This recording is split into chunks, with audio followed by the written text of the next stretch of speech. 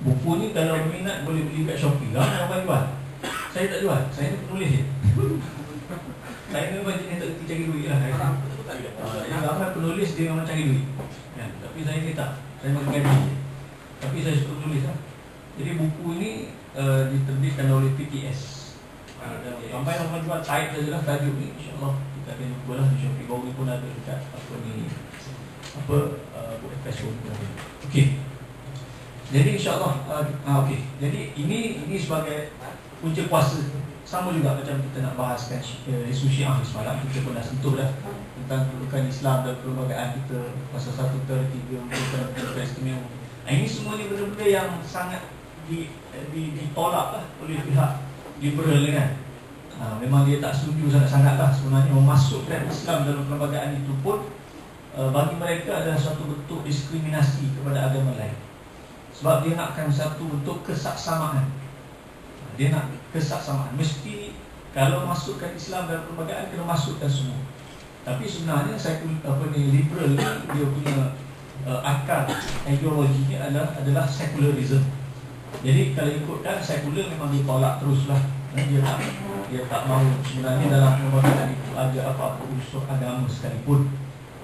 Sepatutnya tak ada pun disebutkan Islam dalam perlembagaan itu. Itu yang sebenarnya pihak liberal nak. Tapi dia mainkan isu hanya disebutkan Islam saja dalam perlembagaan. So bila hanya disebutkan Islam saja, maka itu secara tidak langsung adalah satu bentuk diskriminasi kepada agama lain dalam pokok liberal. Tapi inilah bila kita nak bicara soal Islam dalam negara kita, memang kita kena kembali kepada perlembagaan lah. Okey, agama-agama lain tidak diberikan status yang sama seperti Islam. Tak ada satu privilege yang betul-betul khusus disebut. Tapi disebut secara umum dalam perkara 11 kan, bahawa agama lain itu bebas untuk diamal. Okey, next. Okey, yang ni pun kita dah sedia maklum dah. Pasal 2, pasal 5, pasal 3 Sultan pergi jadi ketua agama Islam. Ini nak tunjukkan semualah keistimewaan kedudukan Islam dalam perlembagaan ini. Okey, dia beyond the political parties. Dia melangkaui segala parti-parti politiknya. Okey, YDPM menjadi ketua agama Islam di Sabah, Sarawak, Penang, Melaka dan wilayah Persekutuan. Ini kita jemput Datin Auliah bincang khusus dengan bincang isu Islam dalam perlembagaan dan juga undang. Okey, next. Okey, tafsiran Islam ni macam kita sebut dari semalam, kita adalah Islam yang berasaskan Ahli Sunnah wal Jamaah. Sebenarnya kalau ikut yang ni pun secara tak langsungnya dah keluar lah sebenarnya pahaman yang selain daripada Ahli Sunnah wal Jamaah, terutama kelompok liberal ni kan. Sebab dia tidak ada disiplin seperti mana yang ada dalam Ahli Sunnah wal Jamaah. Okey, next. Okey, kita pergi tengok secara santai dulu apa yang dikatakan dengan pahaman liberal itu.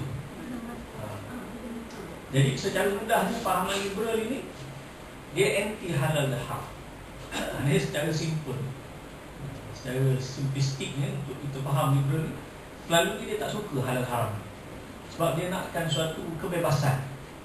Kalau kita tengok ada para ustaz kita, ustaz-ustaz selebriti kita, kerap ada yang menegur selebriti jugalah, selebriti ataupun influencer yang dia buat marketing yang melampau. Dia nak jual produk tapi macam nak jual body dia kan. Jadi saya nak ada Ustaz Piu Said kan, dia ada tegur apa ni, kat KM tu kan, yang jenis jual produk tapi tayang body habis terbuka semua ya. Jadi dia tegur, tapi apa dia jawab? Dia kata jangan menghukum, hanya Tuhan yang berhak menghukum. Sedangkan ustaz itu tidak menghukum sebenarnya. Dan itu tanggungjawab kita pendakwah pun, kita tak menghukum masyarakat, tapi kita menjelaskan hukum. Kita menjelaskan hukum. Hukum apa? Hukum seorang mukallaf. Seorang yang mukallaf itu dia tertakluk pada hukum 5, hukum taklifi. Kan? Ada yang wajib kan dia buat, dan ada yang haram dia wajib tinggalkan, mesti ditinggalkan. Ada yang sunat digalakkan untuk dibuat, ada yang harus dia boleh buat, ada yang makruh tak digalakkan untuk dia buat. Jadi kita semua ni tertakluk pada hukum yang 5, asalkan akil balik itu dia. Jadi apa yang dia buat itu dah melanggar hukum yang 5. Jadi itulah dia telah melanggar suatu perkara yang haram. Jadi Ustaz Said ni, ataupun tak kira mana-mana da'i kita, pendakwah kita pun, itu pun tugas kita menjelaskan kepada masyarakat tentang hukum 5 ni. Mana yang wajib, mana yang haram, mana yang Oh, dia kata tak boleh menghukum, hanya Tuhan yang berhak menghukum. Kalau gitu kita buang hukum ilmu itu. Kan? Tak perlu ada dan tak perlu kita ajar kepada anak-anak itu. Jadi mereka ni sensitif. Mana halal, mana haram ni, bagi dia nak supaya benda itu menjadi hak peribadi dia, untuk menentukan mana yang halal dan mana yang haram. Tak berhak orang lain untuk tentukan. Dia nak liberate lah kan. Itu nanti kita akan lihat apa makna liberal. Okay, next. Keluar dari kurungan agama. Jadi agama ni bagi golongan liberal ni dianggap satu kongkongan, satu penjara.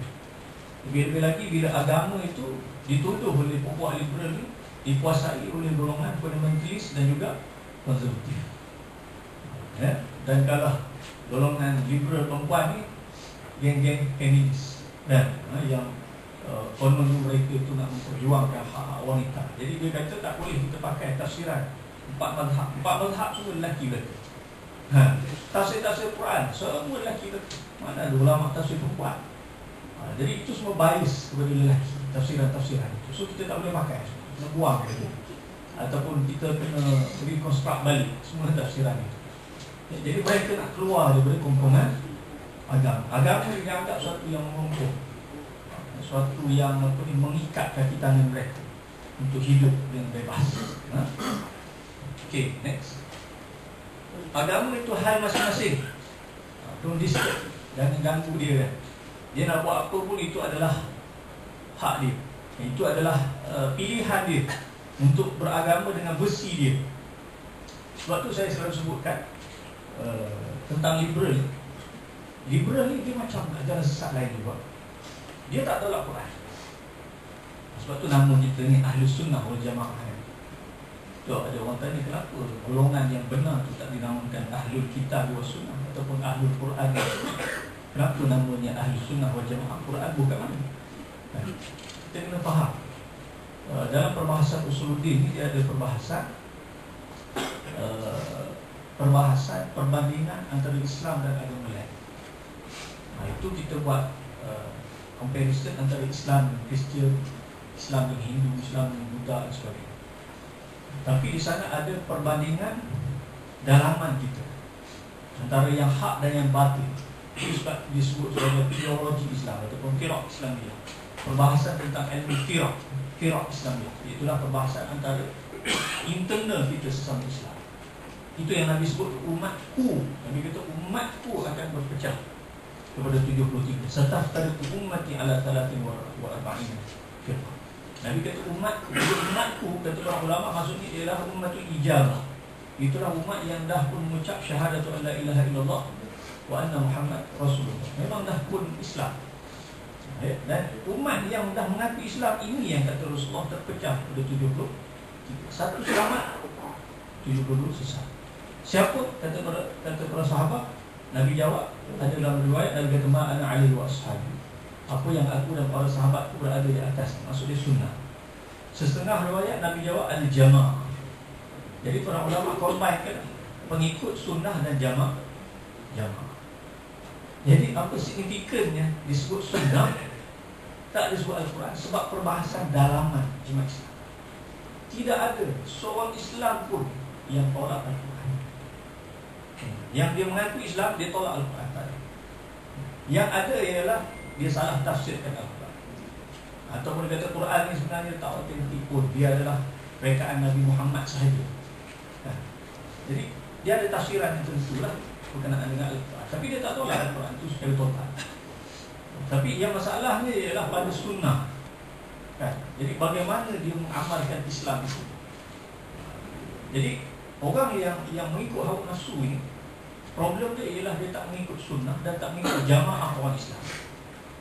Sebab Islam ini sampai kepada kita dalam keadaan jamaah, itulah satu generasi ke satu generasi. Generasi pertama jamaah sahabah, para sahabat. Generasi kedua jamaah tabi'in. Ketiga atba' tabi'in. Keempat, kelima letih nak sebut. Atba' tabi'in. Atba'. Kalau kita 14 kali lah, sebab kita 1443 kan. Jadi kita tak sebut lah. Kita sebut ahli sunnah wal jamaah sahaja. Dengan metodnya lah, syairah dan sebagainya. Jadi maknanya kita hanya sebut ahli sunnah wal jamaah untuk refer kepada golongan yang hak. Yang sesat punca dia ialah kerana dia tinggalkan sunnah. Saya selalu buat analogi. Saya kata golongan yang sesat ini pada tanggapan mereka Quran ini seolah-olahnya satu lembaran yang Allah Ta'ala campakkan daripada langit, jatuh ke bumi, dikutip sendiri, dibaca sendiri, difaham sendiri, dia amal ikut pada masing-masing. Seolah begitu. Tak perlu pada disiplin, tak perlu pada kefahaman, tak perlu pada alim ulama, semua tak perlu. Baca sendiri, faham sendiri, amal masing-masing. Kau pandai lah. Jadi adalah yang sembahyang duduk diri saja kan. Dan Quran kata wa aqimus solat, dan diri kalau solat, dia diri saja. Diri saja. Ada pula yang tafsir solat bermaksilah. Solat mana komunikasi. Komunikasi, kamu tak dengan Tuhan. Jadi macam mana cara yang kamu rasa kamu boleh communicate dengan Tuhan? Itu yang keluar Isyad Manji dengan bukunya Allah Seperti Allah. Dia keluar, dia kata, cara aku communicate dengan Tuhan, aku solat lah. Cara dia lah, aku buka terjemahan Quran, aku contemplate, tafakur dan sebagainya. Maka itulah solat aku. Aku sedang berkomunikasi dengan Tuhan. Aku tak buat yang macam Muhammad buat tu. Muhammad tu itu Arab tu, dia punya style. Cakap Arab, aku pun tak faham bahasa Arab. Jadi kalau kita tengok satu segi macam mana. Jadi buang sunnah senang. Pasal banyak ruang untuk nafsu masuk di situ. Akal, semata, rasional, kuasa. Jadi dia nak agama itu menjadi hal peribadi dia. Walaupun ada sedikitlah maksudnya asas pahaman ini daripada Mu'tazilah, tapi Mu'tazilah tidak sampai ke tahap yang macam ini sehingga meruntuhkan asas-asas agama itu sendiri. Memang Mu'tazilah ni dia mementingkan kebebasan individu dalam berfikir dan sebagainya, tetapi tidak sampai merosakkan prinsip-prinsip Islam yang muktamad, ya. Tidak berlaku kepada Mu'tazilah. Tapi liberal ni melampaui batas. Dia satu ajaran zindik, apa saya zindik dan munafik. Sebab tu saya lebih cenderung untuk mengatakan mereka ni daripada pemikiran irja. Irja iaitulah pemikiran yang berkonsep la yadhurru ma'al imani dhanbun kama la yanfa'u ma'al kufri ta'atu. Itulah mereka mengatakan tidak memudaratkan bersama dengan iman itu apapun dosa maksiat yang dilakukan. Sebagaimana orang yang kafir, kalau dia buat apapun amal kebajikan, dia tak akan mendapat pahala. Maksudnya dia ambil mafhum mukhalafah. Orang kafir kalau dia bagi umpamanya 10 juta dia pilih suruh tambah lagi bangunan. Tak muat sebab ramai sangat suka habis dia setiap kali khusus. Jadi tuan-tuan, adakah dia dapat pahala? Dia tak akan dapat apa-apa pahala. Sebab dia tak ada kunci syahadat la ilaha illallah Muhammad Rasulullah. Dia tak dapat pahala apa. Dia buatlah amal kebajikan pun, dia follow kita kat belakang, solat sama dengan kita kan. Ada tokca Buddha semayang sekali dengan orang Islam dalam masjid kan. Ada keluar dalam gambar. Adakah dia dapat pahala? Tak dapat apa pun. Sebab dia kafir. Walladzina kafaru a'maluhum kasarabin biqi'ah. Amalan orang kafir itu seperti fata morgana di dataran yang luas. Dia tak dapat apa pun. Tak dapat pahala. Dari kejauhan nampak macam badai, tapi sampai dekat tak ada apa-apa sahaja. Jadi golongan ini begitu. Sehingga maksiat itu, pokok liberal, segala kemaksiatan itu nak dinormaliskan, dinormalisasikan, dengan tanggapan selagi kamu beriman, iman kamu tidak akan terjejas. Allah Maha mengetahui betapa hati aku ini sangat bersih dan suci. Dia duduk main dengan hati saja, ya? Jadi agama itu hal masing-masing bagi dia nak pakaian macam mana, lifestyle dia macam mana, dia nak bekerja di kelab apa, itu adalah merupakan hak peribadi individu. Don't disturb, kamu tak boleh ganggu macam mana cara dia nak beradab. Okay, next. Itu hak kami. Every human has rights. Setiap orang katanya mempunyai hak asasi. Memang inilah cara liberal itu masuk pun kita dah boleh lihat pada hari ini memang ini cara. Sehingga pada hari ini keluar lagi satu ideologi dikaji oleh para sarjana, iaitulah ideologi numerikism. Ideologi yang mendewakan hak asasi manusia. Saya ada tulis masa di Jawab Mufti itu, untuk membezakan antara hak asasi Islam dan hak asasi Barat itu tengok pada sumber rujukannya, kemudian pada objektifnya dan pada implikasi tiga. Sumber rujukan hak asasi dalam Islam itulah kita balik semula kepada wahyu. Balik semula kepada wahyu.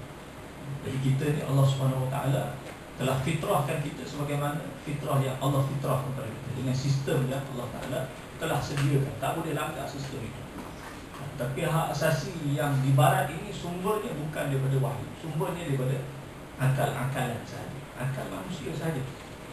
Yang konon yang mengatakan bahawa setiap orang itu dilahirkan bersama dengan hak asasi yang mutlak. Soalnya dia itulah pemilik dirinya sendiri. Pada first stage pun dia dah problem dah. Sumber tu dah tak betul dah, salah dah. Maksudnya kita tak memilih diri kita. Sebab dalam konsep Islam, al-abad, abdun, hamba. Hamba itu ialah alladhi yamliku sayyid. Ar-raqiq alladhi yamliku sayyid. Itulah seorang yang dimiliki urusannya, dirinya dan urusannya oleh tuannya. Maksudnya dia tu sendiri tak milik diri. Kalau di zaman dahulu lah, kalau di zaman dahulu kan dia ada konsep hamba. Hamba tu dijual di pasar-pasar, boleh dibeli hamba tu. Kita boleh tengok kalau lelaki selalu dia akan cari yang tak lah kan, untuk buat kerja berat. Perempuan dia cari macam-macam ni sikit. Semua yang gagah juga perlulah perempuan buat kerja berat dan sebagainya. Jadi tuan ni akan beli dan akan jadi milik dia, tak dibayar gaji, akan jadi milik dia. Sehingga yang perempuan boleh diwakilkan. Jadi maknanya hamba ialah seorang yang dimiliki dirinya dan urusannya dimiliki. Itu hamba. Maknanya dia tak milik diri dia, tuan dia yang milik. Itu dari sudut hamba yang kita kata hamba sahaya. Ini kan pula kita Abdullah, hamba Allah. Lebih lagi lah kita tak memiliki diri kita. Kita dicipta, kemudian kita dimiliki secara mutlak dan kita ditakdir urus secara mutlak oleh Allah Ta'ala. Jadi kita mesti mengikut apa yang disistemkan oleh Allah.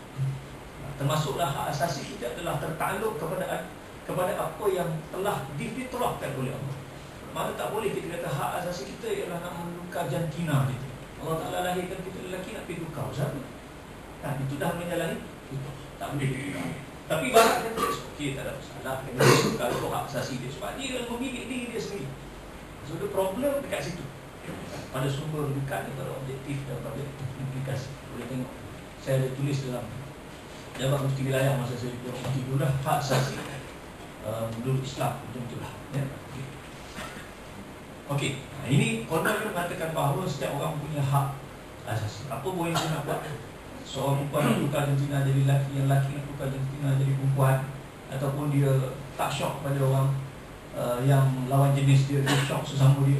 Ada sesetengah pula yang tak syok pada manusia, syok pada haiwan. Itu pun hak asasi dia. Jadi hak asasi haiwan ke laut terus, dia punya hak asasi manusia je lah. Jadi haiwan kena bahan dia pun tak ada masalah dia. Kan? Itu problem. Okay, next. Yang penting hati. Ni liberal duduk main ni lah. Jangan kamu ingat aku ni pakai mini skirt kerja sebagai GRO tuang harap. Dia kata tapi aku tiap-tiap malam tahajud aku tak tahu. Hati aku bersih suci. Aku mencari sesuatu nasi yang halal. Bagi dia haram tu mencuri saja. Okey, yang penting hati kan. Kadang-kadang dia orang ni berhujah juga dengan hadis. Dia kata innallaha la yanzuru ila ajsamikum wala ila suwarikum wala ila a'malikum walakin yanzuru ila qulubikum. Allah Ta'ala tak melihat pada luaran kamu, pada tubuh badan kamu, pada amalan kamu, tapi melihat kepada hati-hati kamu. Pandai dia tuan-tuan. Tengok main hati dia. Tapi memang betul. Dalam kajian master saya, memang saya buat kajian lapangan. Saya hantar semuanya kepada artis-artis kita lah. Khususnya artis-artis yang pakai seksi ni, yang berlakon cerita-cerita yang tak fokus pada kita lah. Doktor, Timo, tak ada orang kan? Dia tu, dia jawab. Tak ada pula. Saya tanya sebab apa kan? Tak. Tak, kita beritahu lah. Tapi dia orang jawab sendiri jujur lah. Adalah beberapa soalan sedia tu. Tapi conclusionnya nak mengatakan bahawa bagi mereka yang penting adalah hati. Tuhan maha mengetahui. Tak boleh sesiapa untuk menghukum. Kalaupun seseorang itu berpakaian dengan pakaian yang ditegah oleh syarak dan sebagainya, tak boleh sesiapa menghukum. Sebab hanya Allah yang mengetahui apa yang ada dalam hati. Ini masalah cuma untuk main pakai hati dia. Sebab itulah liberal ni dia ada unsur-unsur zindik sebenarnya. Zindik. Dia hipokrit sebenarnya. Ya? Tak mau akui dia punya kesalahan, kemaksiatan yang dia buat. Okay, next. Seks on Sam tak apa. Ini yang kita bimbang ke zaman ni. Kita lihat ini sekarang ni cuba nak di normalisasi. Ini kes yang betul, yang benar lah kan. tahun 2011 ni budak ni cerdik budak ni, dia student, lepas tu dia dapat tajaan Petronas buat engineering di Universiti Dublin, UK. Kemudian tiba-tiba senyap, hilang, keluarga kontak tak dapat, apa semua, rupa jadi macam ni lah. Rupanya dia dah tukar haluan lah, belajar pun tak habis. Rupa dia nak kahwin dengan mana. Okay, next. Ajaran sesat tak apa. Tadilah, kerana itu adalah hak asasi masing-masing. Jadi agama tu macam mana dia nak interpret, dia nak pegang dengan faham apa pun, dia nak percaya macam mana sekalipun, itu adalah hak asasi dia. Jadi kalau kita benarkan faham liberal ini di negara kita, maka akhirnya orang nak pegang dengan fahaman apa pun semua boleh, semua halal. Macam saya sebut hari semalam lah, kita memang sentiasa akan dihubungi lah. Saya ingat masa saya di Akidah dulu 9 tahun, sentiasa ada pihak kedutaan US, dia akan hubungi kita, dia tanya berapa banyak ajaran sesat yang kita haramkan, berapa yang telah diambil tindakan, yang masuk penjara dan sebagainya. Dia tanya kita, kita tak jawab pun. Cuma dia dapat banyak lah daripada open sources, banyak maklumat daripada paper dan sebagainya dia dapat. Tapi dia minta dengan kita kan, tadilah dia nak buat apa ni, penilaian hak asasi kita di Malaysia, khususnya dalam soal agama, hak asasi beragama, kebebasan beragama. Kenapa dia sibuk nak interview kita punya urusan kan. Okay, next. Otoriti agama, no. Sebab mereka ni memang tolak kan. Liberal dari sudut politik ni adalah sekular kan? Jadi tak boleh ada sebarang unsur agama dalam pemerintahan, pentadbiran. Itu yang mereka tak suka, adanya peruntukan Islam dalam perlembagaan kita. Ada pula satu undang-undang khusus berkenaan dengan Islam, dan ada pula undang-undang jenayah Islam lagi lah, dia tak suka, tak ingin kan? Jadi kalau di zaman penjajah dulu kita ada undang-undang keluarga Islam yang telah disempitkan, asalnya undang-undang itu sangat luas, termasuk hidup kisos dan sebagainya. Tapi akhirnya tinggal dalam keluarga, undang-undang faraid dan sebagainya. Tapi hari ini alhamdulillah kita ada lah 356 tu, undang jenayah syariah tu. Tapi kalau ikutkan mereka ni yang menghantar report kepada PBB, kepada UNHRC, masa saya ke Geneva tu baca report dia, isu undang-undang jenayah syariah itu pun dipanggil sebagai policy moral policy. Maksudnya kita ni ada polis moral lah, dan nak menjaga orang tak boleh minum arak, tak boleh apa. Ini pun dia kata semua menindas hak asasi manusia, mesti dihapuskan. Kita waktu tu sibuk kan, Kelantan, Terengganu nak buat hudud kisos. Yang mereka pula kalau boleh enactment jenayah syariah tu pun nak dibatal di negara kita, tak boleh ada. Itu undang-undang moral dia kata. Moral ni isu peribadi tu. Macam mana kita nak campur tangan pula, orang nak berhalwat tak boleh, nak berzina tak boleh, itu dia punya pasal lah. Dan dia nak minum arak tak boleh, dia nak beli nombor ekor tak boleh. Itu isu peribadi. Hak asasi dia kata tak sepatutnya, tidak sepatutnya ada undang-undang yang seumpama itu di Malaysia. Dia bawa sampai tidak antarabangsa tu. Ya, berat tak berat. Kita tu sibuk nak buat 355 kan. Kita nak angkat lagi kita punya hukuman tu. Tapi mereka pula kalau boleh nak hapuskan terus ya? Itu yang zaman tu dipanggil kumpulan komando. Nanti saya akan masuk ke dalam sebuah slide, ancaman yang lebih besar yang cuba mereka buat pada kita. Okay, next. Okay, fatwa no, mereka sangat anti pada fatwa. Sebab fatwa ini dia adalah bayan hukum syar'i. Kalau asal fatwa itu adalah penjelasan pada hukum syar'i. Tadi lah hukum taklifi pun dia dah marah, dia dah anti lah kan. Dia nak tak perlu ada hal haram tu, pandai-pandai masing-masing lah. Tiba-tiba kita ada pula satu otoriti agama yang bertanggungjawab mengeluarkan fatwa, menjelaskan hukum syarak. Hukum sekian-sekian ni tak boleh haram kan? Oh, dia sangat anti.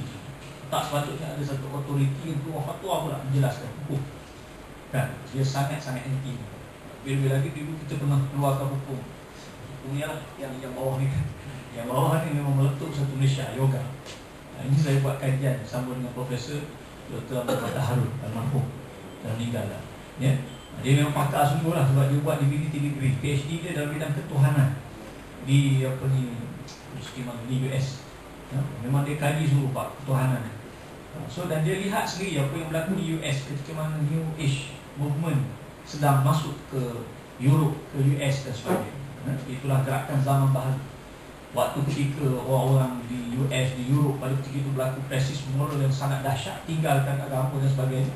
Sebab mereka melihat tidak ada spiritual di dalam agama mereka. Dalam Kristian itu tidak ada spiritual. Jadi dia carilah gerakan agama baru ni yang mencampur adukkan agama-agama kuno, Hindu dan Buddha. Dan di dalamnya adalah ritual yang namanya yoga. Yoga ni betul-betul hak orang Hindu dan Buddha. Dia punya ibadat ritual dia. Asal daripada bahasa Sanskrit yuj, maksudnya connection. Itulah penyatuan antara manusia dan juga Tuhan. Sebab dia asasnya ialah pantheism. God is everything, everything is God. Pantheism. Tuhan, semua Tuhan mereka. Sehingga kita pun Tuhan juga. Cuma tak sambung saja kan, tak connect saja. Okay. Jadi ni yoga ni memang ramai orang marah masa tu. Terutama termasuklah tuan orang yang high level juga kan. Saya dapat tekanan yang teruk juga masa tu. Mungkin Datin pun maklum masa tu. Tekanan yang teruk juga sebab sampai ke urusan tertinggi Yakin pun tak berani nak jawab. Sebab yang kontak Yakin tu orang besar saja. Termasuk yang profesor apa yang call. Jadi akhirnya tunggulah kita yang kuli-kuli bawah ni jawab juga lah kita. Saya dah amal yoga dah lama dah Ustaz. Saya masih Islam lagi. Saya tak terjejas pun. Tidak saya kata. Saya kata, Prof, cuba hari ni Prof pergi ke gereja. Prof pergi sembah salib. Kemudian balik daripada gereja tu, Prof pergi ke masjid pula. Pergi solat pula, saya kata. Agak-agak Prof punya akidah tu terjejas ke tidak dengan cara buat macam tu? Mestilah terjejas, saya kata pula dah. Jadi saya kata sama saja. Bukan bermakna kita amalkan sesuatu itu kemudian kita masih konsisten dengan Islam, maka kita kata akidah kita tak terjejas. Tidak. Dalam Islam ni dia mesti ada wala dan bara.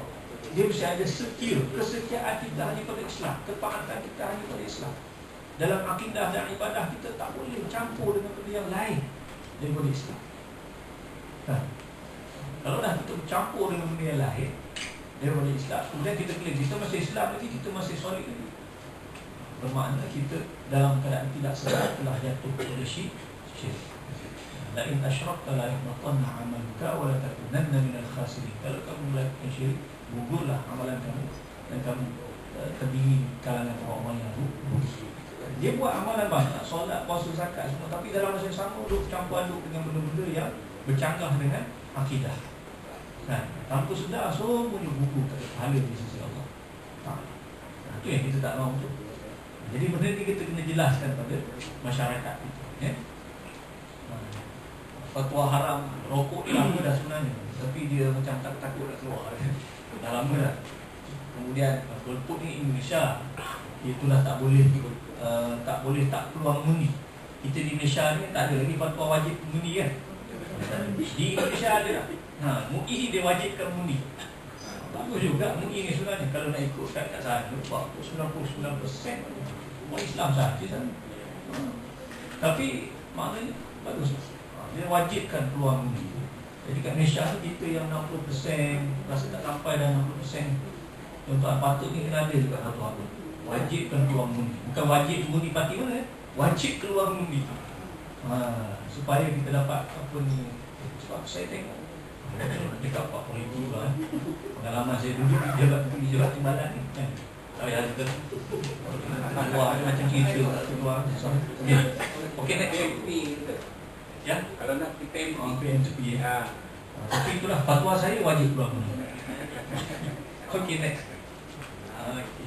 Anti hukum civil versus syariah. Boleh? Cabut tu connector yang connector. Oh, dia cabut. Oh ya. Yeah. Saya cabut tadi nak ganti. Okey, anti hukum. Okey. Jadi ini fenomena yang sering berlaku lah. Kita lihat banyak isu yang mana mereka fight kita di mahkamah kan. Isu kita tangkap yang ikut Qadiani dan dibawa isu tu ke mahkamah sivil kan untuk mengatakan tak ada tidak puasa mahkamah syariah.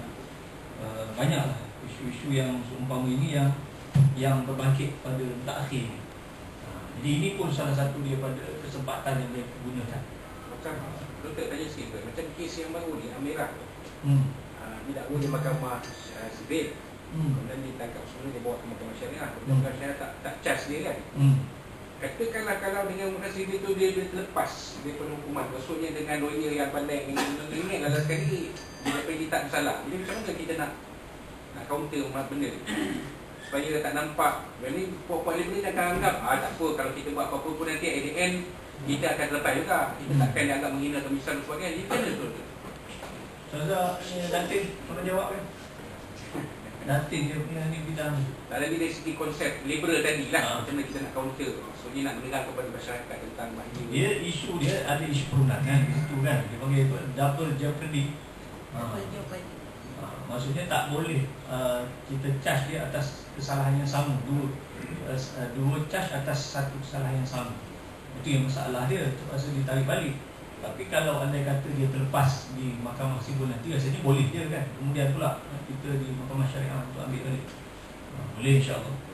Sebab kita tak nak memberi isyarat yang salah kepada masyarakat Islam. Itu sebenarnya kita nanti soalan nak mudah dikait.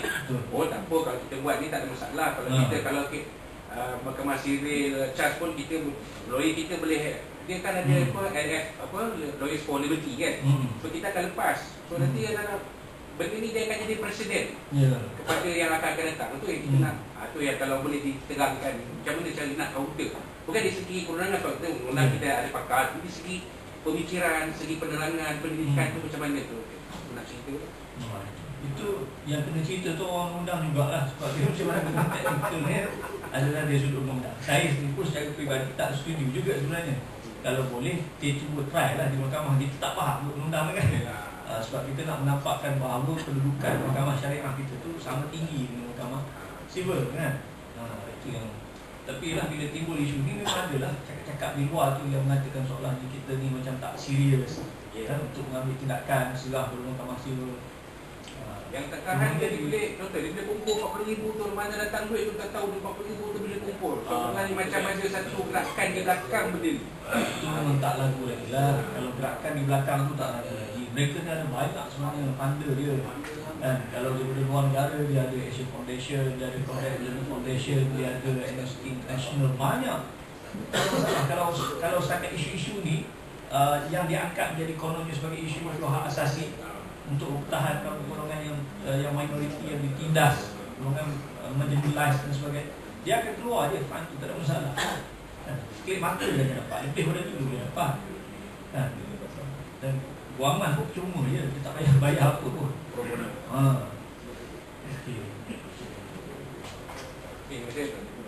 Kemudian negara Islam, no, dia menolak cerita tersebut tadi lah. Tidak ada istilah negara Islam. Ini buku yang ditulis oleh, tidak ada negara Islam. Ini buku Indonesia, Mukhlis Majid. Mukhlis Majid, Amin Rais, Mukhlis Majid, Yusuf Ihza. Amin Rais dan Mukhlis Majid anak murid kepada Profesor Fazlur Rahman yang merupakan pensyarah di Chicago. Dia ni diisytiharkan murtad oleh ulama di Pakistan. Kemudian dia lari dan diberikan title prof di University of Chicago di US. Itulah kelebihan. Kalau jadi liberal kat sana memang ada tempat lah kan. Macam apa ni, dulu pun ada di Mesir, Dr. Nasir Abu Zaid. Nasir Abu Zaid ni pun seorang ni, dalam tahun 80-an lah. Dia seorang pensyarah di Universiti Cairo dalam bidang sastra bahasa Arab. Jadi dia kritik Quran. Dia kritik Quran, dia kata Quran ni bukan kalam Allah, ni kalam Muhammad yang reka dan sebagainya lah. Maknanya boleh diterima, boleh ditolak, boleh dikritisize Quran itu. Jadi menyebabkan apa ni, tesis dia dan tulisan-tulisan dia, buku-buku dia tu tak melayakkan dia untuk dapat title prof. Jadi akhirnya dia berpindah pergi ke US juga. Jadi dia kembanglah tulisan dia, pemikiran dia dan sebagainya. Jadi orang-orang macam ni memanglah dia akan dapat tempat semua lah di sana. Okey. Jadi dua orang ni anak murid dia, Amin Rais dan Mukhlis Majid ni anak murid kepada Fazlur Rahman. Dialah yang mengasaskan Islam liberal di Indonesia dalam tahun 70-an. Kemudian establish tahun 2001 sampailah sekarang. Okey. Kemudian murtad, yes, murtad maknanya adalah hak asasi lah kalau bagi mereka kan. Tak salah lah murtad ni. Okey, yang mana murtad, nak membenarkan murtad ni kan cerita lama, kita dah sedia maklum. Saya mula masuk Yakin dulu isu ni lah sedang betul. Saya masuk 2005. Isu ni tengah meletup masa 2006 apa semua. Kemudian akhirnya PM arah supaya tak dibincangkan lagi. penguruhan Interface Commission ataupun Interface Council. Boleh apa ni, tempuasa hak asasi bawah Malaysian Bar Council, Persatuan Peguam Malaysia. Ya. Kemudian dia buat move lain pula. Dia nak bawa pula Global Ethic tahun 2007. Global Ethic dia nak buat satu pameran apa ni, agama-agama sedunia di Penang. Dan bawa masuk satu pemikiran pluralism yang digagaskan oleh Profesor Hans Kuhn daripada Jerman. Nama dia Global Ethic, Qualitas. Jadi nak bawa yang tu pula lah, dan masuk ke Malaysia. Nak katakan bahawa Islam ke agama lain ni semuanya setara, tak ada apa pun, tak ada isu. Konon tahun 2007 pun kita sekat juga dengan kerjasama Majlis Islam Penang. Kemudian seterusnya dia tak selesai. Dia buat pula dalam tahun 2008 ke atas, dia buat pula forum artikel 11 masa tu. Macam-macam geng ada. Dia bersatu semualah, dia apa ni, sistem Islam dengan geng liberal daripada apa ni, agama lainnya dengan orang Islam kita liberal ni. Buat pula forum artikel 11. Dia sempat buat di 4 negeri. Saya pergi di 2 negeri, di Penang dan di Johor. KL Selangor saya tak pergi sebab dia masa tu baru lagi. Tapi dia meletup tu masa di Penang, dia meletup di Johor lagi lah. Johor tu yang last. Forum artikel 11 ni betul-betul bincang isu murtad. Dia panggil 4 orang, lawyer apa ni, panel tu tak semua lawyer lah.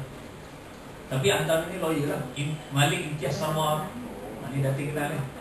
Malik Imtiaz Sarwar dia bagi, lepas tu Haris Ibrahim, lepas tu Sok Salim Faruqi. Lepas tu seorang adalah apa ni, Hanitan yang Tuhan Wanita. Dia panggil 4 orang. Pengajar dia antara ni sistem Islam.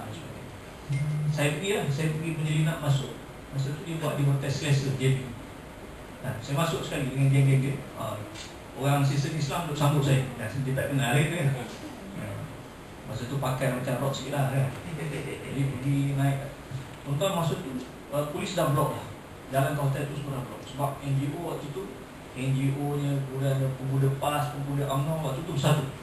Dia cakap, akhirnya waktu dia bersatu, Alhamdulillah. Yang penuh dulu kat bawah hotel. Dan dia orang nak tempuh sekatan polis tu, yang pergi Sekubu tu supaya berhentikan orang. Saya dah masuk dah dulu, saya tidur semalam kat situ. Jadi dalam tu boleh kata dalam 70% semuanya non-Muslim. Tapi panel 3 orang Islam, seorang bukan Islam. Dan tiga-tiga dia semua cerita bahawa Islam membenarkan murtad. Sak Salim Faruqi kata dia dah apa ni, kaji Al-Quran page by page, tidak ada hukum murtad dalam Islam. Bahkan Islam membenarkan murtad. Lakum dinukum waliyadin. Dia guna ayat tu. Kan? Bagi kamu agama kamu, bagi kamu. Maknanya tak ada masalah, boleh. Bagi Islam mengiktiraf agama orang lain tu. Bagi dia tu maksudnya pengiktirafan Islam pada agama. Yang dia tak terbengong orang bukan Islam semua tu. Yang dengar tu kebanyakan orang bukan Islam. Jadi dia telah selewengkan. Dia kata tak ada dalam Al-Quran. Lepas tu macam-macam lah panel masa tu yang dekat bawah tu menyelipkan dengan takbirnya, dengan jihadnya, dengan macam-macam lah dekat bawah tu. Maksudnya kalau lah polis terlepas sekatan tu, kami kena kunyuk dekat dalam tu. Dan memang beberapa orang tu benarkan naik. Saya ingat dalam tak sampai setengah jam, akhirnya polis masuk dan polis minta supaya dibatalkan. Itu nak cerita tentang. Tapi mereka kutuk macam-macam. Mereka kata siapa anjing kat bawah tu bising macam-macam. Kutuk macam-macam. Jadi itulah keadaannya tuan-tuan. Bila orang-orang ni mentafsirkan Islam dengan cara yang liberal, ini boleh merosakkan. Bukan kata pemikiran kita, orang bukan Islam pun boleh jadi salah faham pada Islam. Soalnya kita membenarkan. Dan dia kata yang problem ni ialah pokok konservatif. Yang kata murtad tak boleh ni kita lah. Yang produktif ni dia kata. Tapi sebenarnya kita yang progresif ni okey, tak ada masalah nak murtad. Islam pun bagi murtad. Tak ada dalam Quran kata tak boleh murtad. Okey. Jadi semua agama sama je. Jadi semua agama bagi mereka sama saja. Yang beza hanya pada sudut dia punya apa ni, esoterik saja. Esoterik ni adalah sama. Maknanya dari sudut dia punya lahiriah itu berbeza. Ritualnya berbeza kan.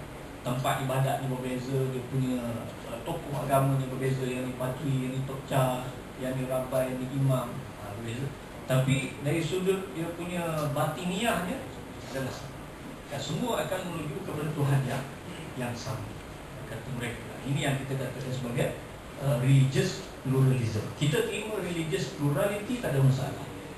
Kepelbagaian kewujudan agama itu Islam dah terima dulu lagi dah. Ketika Nabi SAW menubuhkan negara Islam Madinah.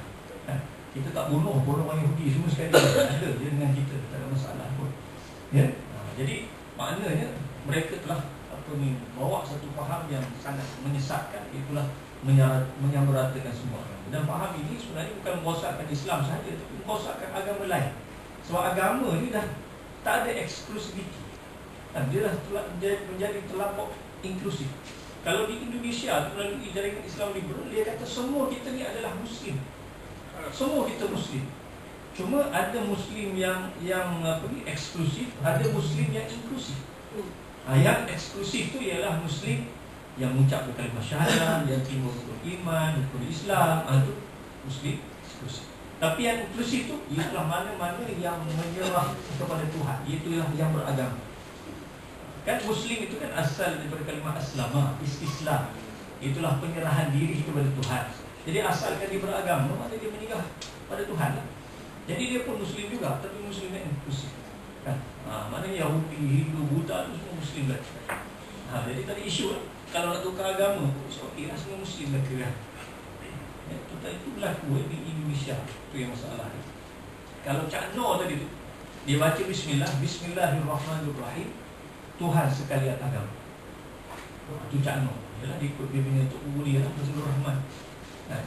Dengan nama Allah yang Maha Pemurah, yang Maha Penyayang, Tuhan sekalian agama. Apa hujah dia? Itu Tuhan juga yang berkehendak kepada wujudnya semua agama. Jadi kalau dah Tuhan berkehendak kepada wujudnya agama, bermakna Tuhan redha dengan kewujudan itu. Kan apa problem dekat situ? Kita belajar dalam sifat dahulu kan, al-masyiah ataupun al-iradah. Kan itu ada takwiniyah dan ada tasyrih. Takwiniyah maknanya Allah Ta'ala berkehendak mencipta segala-galanya. Sebab Allah Ta'ala itu kehendaknya unlimited, tidak terbatas. Kan? Kehendak Allah SWT. Maksudnya Allah Ta'ala itu dia berkehendak secara mutlak. Kalaulah Allah Ta'ala tidak berkehendak secara mutlak, lakana ajizan, laukana ajizan, maka dia bukan Tuhan. Dia akan jadi mukrahan, maksudnya dia dipaksa. Kalau dia tak berkehendak secara mutlak, bermakna Allah terpaksa. Sebab apa ada iblis, ada syaitan, Allah tu dia tak mahu buat, tapi dia terpaksa cipta iblis. Boleh cakap macam tu? Tak boleh. Kan? Tapi mimba bitakwin, Allah Ta'ala itu dia nak mencipta, dia cipta segala-galanya, dan itu hak prerogatif Allah, tak boleh ditekan. Tapi iradah Allah Ta'ala itu juga ada yang berbentuk tasyri'iyah, dia meletakkan peraturan dan agama. Betul dia cipta babi, tapi babi tak boleh makan. Bukan bermakna dia cipta babi, tak apa nak makan babi makan, tak boleh. Kan? Jadi tuan-tuan, dia tak faham yang tu. Dia asal Allah Ta'ala itu berkehendak, maka itu menunjukkan ridha. Sedangkan kaedah mengatakan ar-ridha la tastalzim, al-masyiatu la tastalzimur ridha. Al-masyiah la tastalzimur ridha. Kehendak Allah tidak melazimkan padanya ridha. Ya.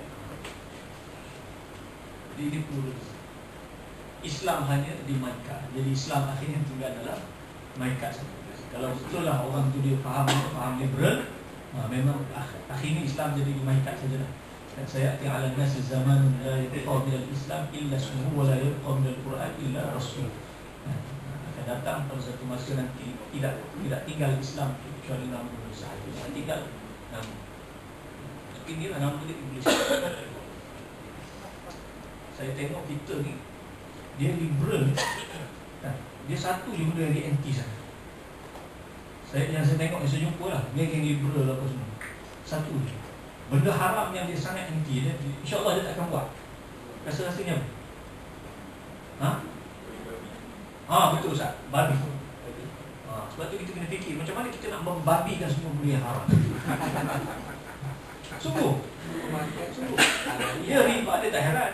Riba boleh, rasuah boleh, seksi boleh, tapi asal babi dia, memang dia tak akan makan babi. Dia memang sensitif semua dengan babi. Macam mana nak buat nanti? Dia babi memang, itu memang cantik juga. Sampai ada satu saya punya kuliah yang maghrib tadi, bila saya buka soal jawab, ada seorang hamba Allah ni dia tanya, dia kata, Ustaz, Saya nak tanya tadi. Dia kata, tengok babi boleh tak Ustaz? Lah, tengok babi boleh. Bukannya dia tanya makan babi boleh tidak? Tengok babi boleh tidak? Lah, dahsyat. So inilah sensitif dengan babi. Tengok pun dia confused, boleh ke tidak? Tengok babi, apa salah tengok lah, mana tengok. Sampai tahap macam tu, orang kita dah dulu. Maknanya yang punya allergic dengan babi tu. Jadi kena fikirlah Ustaz. Kita kena fikir macam mana kita nak membabikan benda yang haram supaya orang boleh tinggal semua kan. Nak samakan bahawa makan babi itu haram, sama juga benda lain ya. Allah Ta'ala juga yang haramkan. Okey. Okey, makna Islam liberal. Ini benda daripada buku saya tak terjemah daripada dulu macam ni. Okey, jadi Islam liberal ini dia menekankan kepada kebebasan individu. Ini kalau berasaskan kepada fahaman Mu'tazilah. Kebebasan individu. Maksudnya seorang individu itu mempunyai hak untuk menentukan apa yang boleh dan apa yang tak boleh pada diri dia. Apa yang halal, apa yang haram pada diri dia. Kan? Itu kalau mengikut cara pentafsiran pokok liberal lah. Walaupun sebenarnya di sisi Mu'tazilah yang asalnya dia tidaklah sampai ke tahap itu. Dia ada satu konsep dalam Mu'tazilah ni disebut tahsin wa taqbih al-aqliyah. Itulah dia kata bahawa setiap apa yang akal mengatakan benda itu buruk, yang itulah syarak pasti akan haram. Dan apa yang akan kata benda itu okey, sudah pastilah syarak akan kata benda itu okey. Itu pada pandangan Mu'tazilah. Tapi sebenarnya dia tidak konsisten. Tak boleh pernah dikatakan begitu. Sebab itulah kata Sayyidina Ali, kalaulah sekiranya kita menyapu khuf itu, kan, menyapu kalaulah sekiranya agama itu dengan akal, maka sudah tentulah menyapu khuf yang di sebelah bawah itu lebih utama daripada menyapu di sebelah atas. Kan? Sebab sebelah bawah tu yang selalunya kita pijak tanah dan sebagainya, yang kotor sepatutnya sebelah bawah kita sapu. Tapi syarak kata bukan bawah, sapu sebelah atas. Sunat tadi kalau kita nak sapu sebelah bawah tu. Jadi agama ni bukan berasas kepada akal. Kalau akal banyak akan bertukar. Hari ni ramai wanita-wanita kita macam nanti menjadi bos. Jadi maknanya hari ni kalau pembagian faraid itu mungkin dah tak sesuai. Kan? Tak sesuai dah, lelaki mungkin dah jadi suruh rumah dah. Jadi dia tak boleh dapat dah nisbah 2 banding 1. Kan? Tak boleh dah, tak sesuai dah. Misal apa ni? Lelaki ada apa? Misal hadis saya. Lihat dari misal hadis saya, mana tak sesuai dah. Kalau ikut akal, itu pentafsiran Fazlur Rahman tu, itulah kaedah dia. Nanti disebut pentafsiran secara kontekstual. Tengok pada keadaan masa situasi zaman. Walaupun benda itu akan menentang perkara yang muktamad dalam agama, nas yang muktamad dalam agama. Okey. Jadi liberal ni adalah merupakan adjektif yang mempunyai 2 meaning, 2 maksud. Apa dia? Yang pertama ni ialah liberty, being liberal and liberating. Sama ada maksud dia menjadi liberal ataupun liberating. Itulah membebaskan. Tadilah maksudnya dia dalam kongkongan, dia nak keluar daripada kongkongan itu. Dia nak membebaskan diri dia daripada kongkongan. Okey. Dan mereka dipercaya bahawa Islam ini tidak boleh, tak ada sebarang sifat, bentuk, besi. Dia mesti ada sifat yang tertentu. Tak boleh makna Islam itu, kita kata Islam Nabi. Tak, dia mesti ada bentuknya, usianya bagaimana Islam itu. Islam is impossible without adjective. In fact, Islam have been interpreted in so many ways in accordance to the interpreter's need. Jadi kalau mengikut dia, maksudnya terulang kepada seseorang itu untuk mentafsirkan Islam itu bagaimana. Dia tak boleh Islam itu begitu saja mutlak datang, begitu saja tidak. Ini pandangan puak liberal lah. Dan dia juga mendakwa bahawa kita pun ada interpretation kita sendiri. Kita sendiri mentafsirkan Islam kita ni sebagai positif. Tapi mereka tak. Kan? We choose a genre of interpretation and we selected an adjective for Islam, it is liberal. Kami memilih untuk liberal. Kami memilih adjektif untuk Islam tu bersifat liberal. Kamu tak pilih yang tu. Jadi kamu pula memilih untuk bersifat konservatif, fundamentalist. Itu pilihan kamu. Kata mereka lah. Kita tak kata pun kita konservatif kan. Kita duk pegang dengan Quran, dengan sunnah, dengan mazhab 4, dengan Asy'ariyah, Maturidiyah, disiplin ilmu, kitab-kitab alim ulama. Kita tak kata kita positif, tapi mereka tuduh kita positif. Mereka tuduh kita fundamental. Dan mereka claim diri mereka nak jadi liberal. Itu mereka lah sebenarnya. Jadi doktrin Islam liberal ni ialah mereka membuka seluas-luasnya pintu ijtihad pada seluruh aspek. Masalahnya bukannya hanya pada perkara-perkara yang dibenarkan berijtihad, tapi pada seluruh aspek, termasuklah aspek ketuhanan. Sampai aspek ketuhanan tu mereka buka seluas-luasnya. Itu yang Cak Noh sebut tadi tu, Tuhan sekalian agama. Mana ada ulama bila sebut Bismillahirrahmanirrahim tiba-tiba Tuhan sekalian agama? Mana ada? Tiba-tiba dia kata sebenarnya kita Tuhan sama sahaja.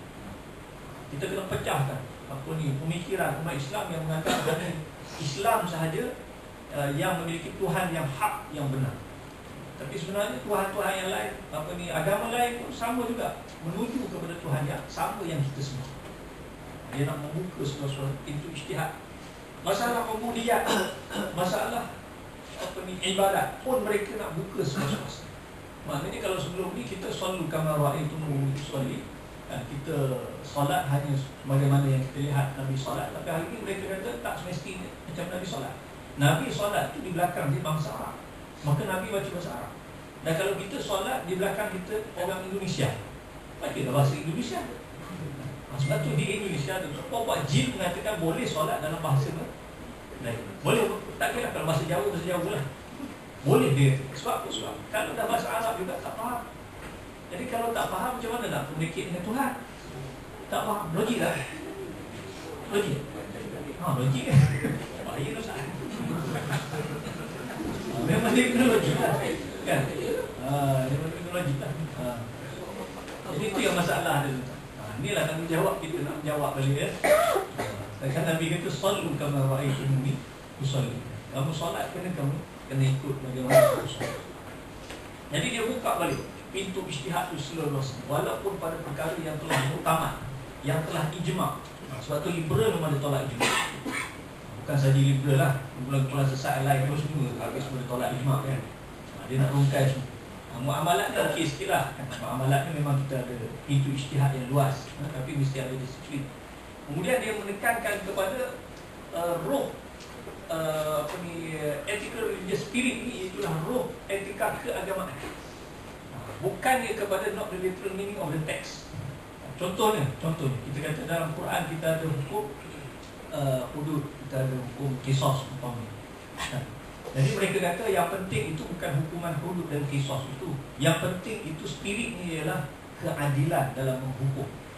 Jadi kalau dah di zaman kita hari ini kita hidup di sebuah negara yang ada orang Islam, ada bukan Islam, maka tak adil lah kalau sekiranya kita menghukum dengan hukum hudud. Kan? Kalau dia berzina, maka yang perempuan itu yang bukan Muslim itu mungkin terlepas, yang lelaki Muslim itu yang jadi tidak ada keadilan.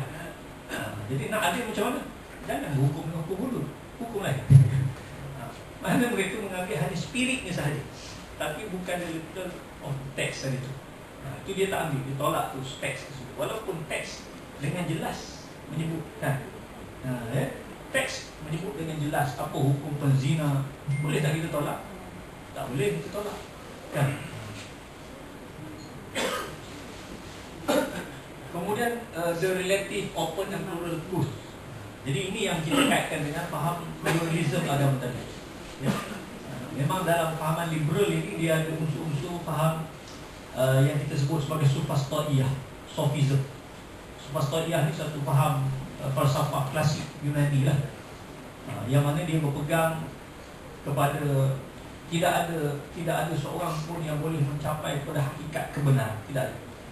Sama ada dia menolak kebenaran secara total, ataupun dia meragui kebenaran, ataupun dia mengatakan bahawa kebenaran itu sesuatu yang relatif ataupun subjektif. Kita kata dia benar, boleh jadi orang lain kata tak benar. Ataupun kita mengatakan Islam benar, Kristian pun benar juga pada sudut orang Kristian, relatif. Bahkan itu yang boleh menunjukkan sampai faham seperti Marxism ataupun komunisme yang mengatakan bahawa not God had created man, but rather man had created God. Sebenarnya bukannya manusia yang bukan Tuhan menciptakan manusia, tapi manusia yang menciptakan Tuhan. Sebab tu lah Tuhan itu ada banyak persepsi. Dia kata sebab tu orang Islam, persepsi orang Islam Tuhan itu satu, oneness of God. Tapi kalau orang Kristian tu dia kata Trinity, God the Father, God the Son dan Holy Ghost. Pula dah. Dan kalau yang Buddha, yang Hindu, tu pegang pula dengan pantheism. So dia kata benda tu sebenarnya semua perspektif. Kita yang mencipta Tuhan itu dalam minda kita, bukannya Tuhan itu yang mencipta. Logik tak? Semua logik lah ke? Logik hancur lah kita dah. Jadi akhirnya mereka mengatakan bahawa kita tak boleh sampai kepada kebenaran mutlak. Tak boleh. Sebab itulah Imam An-Nasafi dia tulis satu akidah kan, yang kemudian disyarahkan oleh Imam Taftazani. Permulaan dia tu dia kata haqaiqul asya' thabitah wal ilmu biha mutahaqqiqah. Hakikat sesuatu itu sabit tetap dan ilmu untuk mencapainya itu mutahaqqiqah, boleh untuk direalisasikan. Maka sumber kita untuk mencapai kebenaran itu 3. Itulah khabar sadiq, perkhabaran yang benar, termasuk dalamnya wahyu, Quran, Sunnah. Yang kedua ialah akal salim, akal kita yang waras, dan ketiga ialah panca indera yang sejahtera. Jadi yang berlaku tadi itu dia tak waras, ataupun dia tak terima wahyu. Tak terima wahyu, tak capai hakikat. Macam mana kita nak capai hakikat kalau kita tolak wahyu? Ya? Jadi itu problem mereka.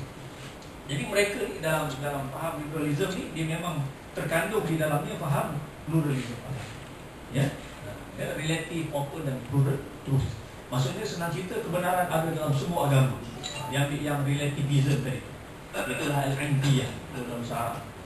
Maksudnya semua benar. Jangan kita mengatakan hanya Islam agama yang benar. Tak boleh. Even Pak Syekh pun pernah sebut begitu. Minta maaf ini sensitif sikit. Tapi saya pernah buat sikit ulasan dengan tentang satu ucapan dia ketika dia berucap dekat London School of Economics di UK lah. Ada satu ucapan dia, biasa dah tiba-tiba tengok, sangat kontroversial ucapan. Seolah ni maknanya nak terima semua agama. Yalah, dia berucap tu di hadapan dengan agama lain, tapi janganlah sampai tahap itu. Dia punya prinsip tu lebur terus di hadapan dengan agama lain. Tak boleh macam tu. Itu dah pergi kepada terus kebenaran yang pelbagai. Maksudnya dalam Islam pun ada kebenaran. Islam pun benar lah maksudnya. Kristianiti pun benar, Hindu pun benar, Buddha pun benar. Dan lebur, letih lah macam tu kan, semua agama benar, tak benar Islam kan, semua benar benar. Okay. Kemudian mereka berpegang pada kebebasan untuk berpegang dengan apa juga kepercayaan kan? Semua boleh. Dan tak boleh untuk kita mengatakan bahawa religious ke not religious ke, tak boleh kita nak hukum. Contoh kalau seorang wanita dia tak pakai tudung, kita tak boleh kata dia not religious. Tak boleh. Dia ni kurang agama ni. Tak boleh. Itu satu penghukuman, penghakiman kan. Dan mesti semua itu dipertahankan. Dia adalah personal right. Dia anggap itu sebagai satu kebebasan hak individu dia kan. Kita tak boleh nak buat judgement sama ada itu religious atau religious. Kemudian pemisahan antara akhirat dengan otoriti keduniaan. Maksudnya dengan otoriti kerajaan ataupun pihak berkuasa. Tak boleh campur adukkan. Itulah tadi yang kita sebut tadi tentang isu zina, isu pegangan kepercayaan. Tak sepatutnya ada jabatan agama ataupun satu jabatan kerajaan yang campur tangan dalam urusan tersebut. Tak sepatutnya. Itu yang kita kata dia berpegang dengan sekular kan. Sama juga religious vis-a-vis political authority, in the sense that MI to liberal Islam does not withstand any notion regarding religious state. Memang mereka tak terima terus apa juga yang berkaitan dengan negara hukum ataupun negara Islam, negara beragama. Sebab mereka pun tak buat kan, macam kita tengok di Singapura bebas kan, dia taklah kata dia tu negara Kristian ke negara Buddha ke apa ke. Sebab tu satu segi bagus juga kan, satu segi adalah advantage untuk kita berdakwah tu kan, satu segi. Tapi bila kita yang dapat negara, dapat kerajaan, kita tak boleh tengok macam ni. Ni yang masalah. Kak Datin, masalah saya ada kawan-kawan saya yang belajar sekali masa di Jordan, kawan saya belajar sekali. Kalau saya sebut nama pun ada di kalangan kita yang terkenal juga, pernah jadi tokoh, pernah jadi menteri Malaysia. Jadi kawan-kawan saya ni ada yang sambung selepas kami habis BA tu, ada yang sambung di UK. Bahkan ada yang sambung sampai PhD di sana. Jadi bila dia orang balik ni, lain cara pemikiran dia. Dia kata kita dekat UK terbuka, dia kata semua agama diberi hak sama rata untuk berdakwah, dan kita berlawan di pentas, kita berhujah di pentas apa ni dialog. Dia kata, jadi kenapa kita ni di Malaysia ni asyik nak otoriti agama, asyik nak sekat, asyik buku kita nak sekat. Oh ni bertentangan dengan apa pegangan pemerintah ni, kita mesti sekat. Wah, pemikiran tu memang dah berubah. Jadi seolah-olah ni dibuka kepada faham sekular yang tak boleh ada campur tangan pihak berkuasa agama. Ini problem dia tu. Problem dia. Dia tak faham. Maksudnya tak bolehlah kita bila kita pergi ke negara barat yang kononnya katanya mereka ni kononnya sangat terbuka tu, kan? Kemudian bila kita masuk balik ke negara kita nak apply sama macam mereka. Tak boleh macam tu.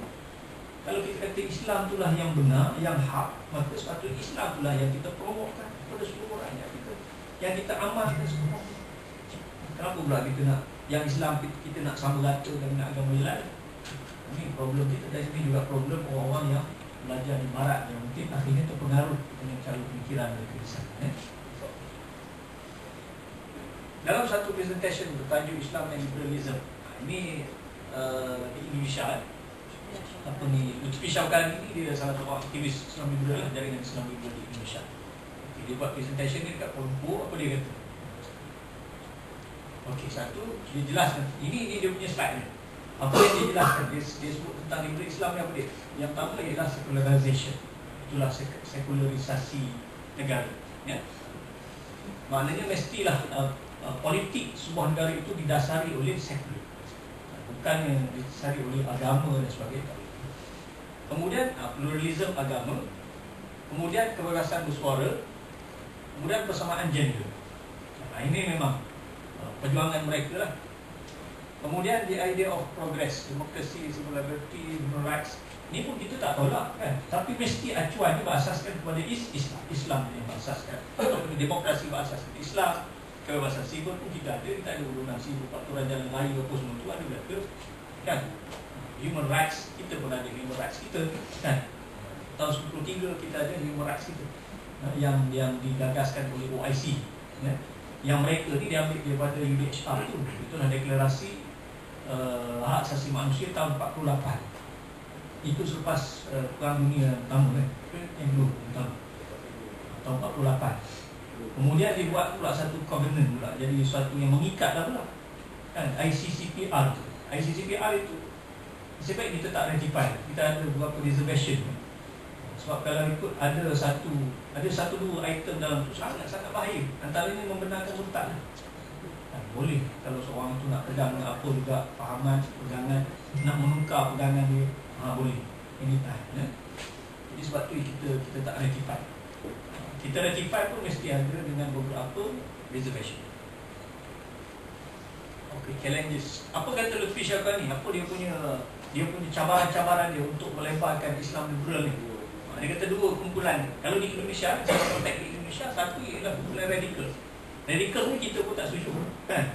Ini radikal yang bunuh orang dan sebagainya, ekstrim, kan? FBI, kemudian MSI ni, kemudian Hizbut Tahrir. Bahkan yang ni pun kita dah haram di Indonesia, kan? Hizbut Tahrir. Ini yang masalah dia, konservatif. Ni dia panggil kita ni konservatif lah.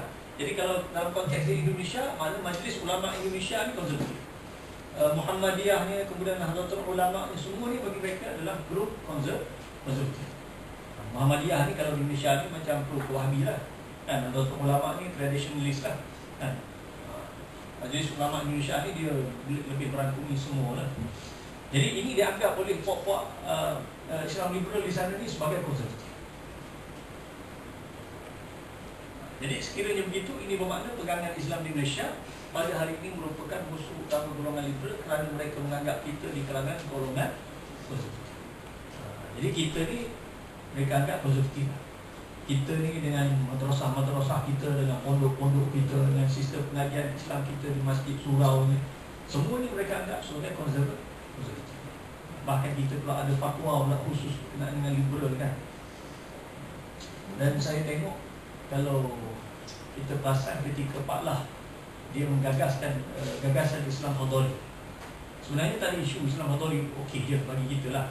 Dia punya 10 prinsip okey, tak ada masalah. Cuma ada pihak-pihak tertentu yang cuba mengambil kesempatan. Dia nak divertkan Islam Hadawi itu kepada Islam liberal. Dan itu cubaan-cubaan Pak Jir sendiri. Dan mereka pernah jemput Pak La pergi ke Institut Paramadina. Paramadina itu memang institut pokok liberal.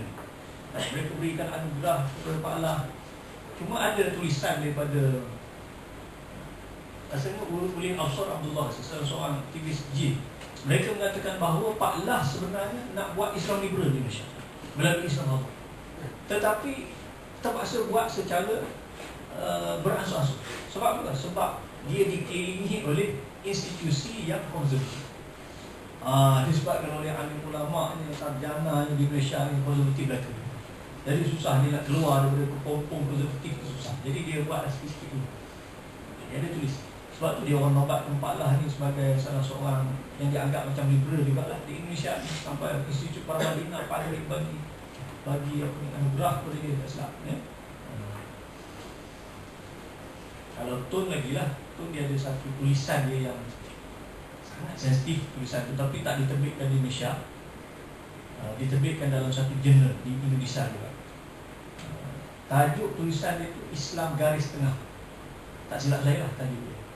Ataupun tajuk buku tu. Tapi tulisan dia tu macam itulah dia punya konteks ni. Tun ni dia ada sedikit lah, ada sedikit isu berkenaan dengan Ittihadi. Tapi bila dia rapat dengan Mazhar tu tahan sikit pula. Sebab Mazhar ni kuat sangat pula pegang hadis sahih. Jadi sekurang-kurangnya dia terima juga lah hadis sahih tu. Kan rasa kurang-kurangnya lah. Okey, sebab ada satu stigma di kalangan pokok macam liberal dan sebagainya. Dia kata yang menjadi punca kepada Islam ni pecah-pecah pada mazhab dan sebagainya, hadis punca dia. Kalau pegang Quran kan senang, semua Quran. Quran kan tak ada siapa yang boleh tolak. Quran kalam Allah yang jelas. Tapi hadis tu tak ada yang kata sahih, dia kata tak sahih, ada macam-macam. Okey. Perhatikan berlaku fenomena liberalism dan pluralism agama di Malaysia. Ini beberapa contoh lah. Pertembungan antara Islam yang sebenar dengan human rights. Ini pertembungan kita yang mutakhir ni nampaknya dengan ni lah. Kan? Ni di peringkat antarabangsa. Saya buat ni dah lama dah sebenarnya. Kebetulan masa tu saya terlibat dengan isu ni. Tahun 2013 saya pergi ke Geneva bersama dengan NGO, tak pergi melalui kerajaan. Dari NGO, nama dia Muslim Youth Pro. Imawit lah yang tajuk kan. Muslim Youth Pro. Muslim, masa tu nama dia Muslim Youth Pro. Sekarang ni dah jadi sentra. Apa ni, Tuan Haji Azri dia yang lead. Tapi sekarang ni dia dah, bukan dia lah rasanya, tukar rasa dah buat lain. Dia bersama dengan Tan Sri Muhyiddin. Dia dah jadi think tank, ada satu kumpulan di bawah Tan Sri Muhyiddin. Okey. Usaha meliberalisasikan agama menerusi pentas antarabangsa. Maksudnya mereka ni dia dah cuba dah macam-macam cara dah melalui apa juga platform yang ada dalaman kerajaan ni. Mereka pernah sampai peringkat cuba melalui jawatankuasa mempromosikan dengan beragama di Malaysia di bawah JIPNI, jawatankuasa apa ni, Jabatan Perpaduan dan Integrasi Nasional. Mereka pun ada kat dalam tu, tapi tetap tak berjaya juga kan. Macam-macam lah dia buat tuntutan dalam tu. Cuma alhamdulillah kita ada TOR nya, perkara-perkara yang sensitif dan sebagainya kita tak layan, tak apa semua. Dan masa tu ya, alhamdulillah. Tapi okey lagi kot sekarang ni. Tak berapa okey. Tak berapa okey. Kalau tak berapa okey, masalah juga lah tu. Sebenarnya kita agak linear masa pemerintahan PH itu lah. PH, betul. Jadi kita sekarang ni banyak topik kan. Betul. Termasuk SIDO. SIDO kita rectify semua ke masih ada lagi? Kita masih ada 4. Ada 4. Alhamdulillah. Tapi teruklah. Ya. Kita tanggungjawab PPR tu sama. Itulah. Sama apa ni Datin sebut, kita memang kita betul-betul perlukan kepada political will yang kuat untuk pertahankan isu-isu di tingkat antarabangsa kerajaan itu sendiri. Kalau tidak, kalau kita rectify habis. Maksudnya kita terimalah apa-apa yang mereka buat di peringkat antarabangsa yang tak sesuai pun dengan agama dan budaya kita kan. Okey, University Periodic Review ni itulah semakan hak asasi manusia sejak 4 tahun untuk semua negara-negara anggota PBB masuk Malaysia. Dia bermula tahun 2006. Tahun 2006 dia diwujudkan oleh PBB, International Human Rights Council. Tapi ada 2 negara yang tolak penubuhan UNHRC ni dan juga bukan UNHRC ni, tolak ni semakan hak asasi manusia sejagat. Yang tolak tu US dengan Israel. Iran berkecuali. Kan pelik kan? US, Israel, lepas tu Iran berkecuali. Iran ni sebab apa dia berkecuali? US dengan Israel ni dia sedang berlawanan. Dia lah pejuang hak asasi terhebat dalam dunia kan. Dua ni sebab tu dia tolak. Tapi Iran ni sebab apa dia tolak? Iran ni pun sebenarnya ada masalah hak asasi yang sangat kronik. Saya bila baca report daripada yang PBB tu memang dahsyat. Dia terlampau banyak execution. Banyak sangat hukuman mati. Dalam setahun tu banyak sangat, kadang sampai beratus hukuman mati. Yang kita tahu di Iran ni macam mana kan, politik dia yang tak menggunakan sunnah berjamaah. Selain daripada orang dia jugalah yang kontra, yang menolak revolusi, yang tak setuju dengan mullah, tak setuju dengan ayatullah dia apa semua. Jadi cara dia ialah tangkap bunuh. Sebab itulah masa saya pergi tahun 2013, Iran absent. Sebab dia memang asal pun dia dah macam tak setuju lah kan. Bukan dia. Jadi Malaysia didesak untuk menandatangani beberapa perjanjian antarabangsa melalui beberapa tuntutan. Banyaklah ni. Antara inilah isu-isu ni, hak sama rata dalam perkahwinan. Apa di antaranya? Menghendaki kesamarataan dalam talak antara suami isteri, menolak poligami. Benda ni lebih kurang, dia yang sis bawah kan. Jadi dia tak berjaya bawah dalam Malaysia, dia bawa ke luar negara kan. Dia lobby. Jadi kumpulan komando ni itulah kumpulan yang menghimpunkan mereka yang buat tuntutan tadilah. Sebab dia PBB, bila dia buat semakan tu dia akan terima 3 report. Satu daripada special reporter PBB sendiri yang ada di negara kita. Kemudian yang kedua daripada kerajaan lah. Kita akan terangkan lah apa status asasi kita dan kita jawab apa isunya. Kemudian yang ketiga itulah daripada stakeholder dia lah. Pokok ni dihantar juga lah laporan. Lepas itulah baru kita tubuhkan Muslim Pro untuk counter balik apa yang dihantar oleh pihak komando ni kan. Jadi benda yang sama, isu yang sama yang dia dah tuntut pun, kesamarataan dalam talak suami isteri, maknanya isteri pun boleh talak suami kan. Menolak poligami, wali bagi wanita terhad umur kahwinan.